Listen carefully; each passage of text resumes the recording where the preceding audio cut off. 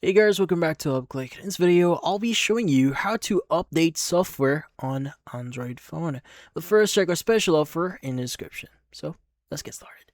So if you want to update your, let's just say your Android device here, and you want to get the latest version from your manufacturer, well, this one is quite easy. But just keep in mind, this totally depends on your phone, but I'll be showing you alternatives. But the first thing you want to do is you want to open up your settings here, and you want to look for something similar to this one. Now, like what I said before, this totally depends on your phone. Now, in some phones, you could just go ahead and just click on the About Phone section, and typically at the very center of your screen, you should see the Update button. Now, usually for Xiaomi, you should be able to click on the Update button here, and typically downloads will take around like an hour or 2 hours.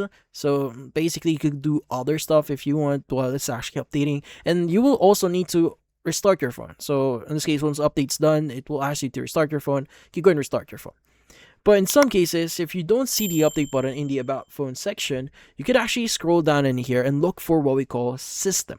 Now, like what I said, it totally depends on your phone. Now, if you do see the System option in here, so in some phones they do have System, so it's cool. It's not on all phones. So you can go and just click on the System option, and you should be able to see the update option.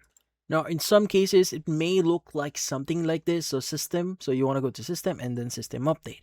But for some phones, you may just see the software update option directly under settings. So if you do see a software update just outside or just underneath the settings option, you go and just click on it, and again, it should directly or it should allow you to update. So if it requires you to press on the update button, go ahead and just do that, and that should initiate the update. Again, you need to restart your phone to apply the updates, but from then on you should be good. And that's about it. So if you found this video helpful, hit the like and subscribe button, and watch our next video.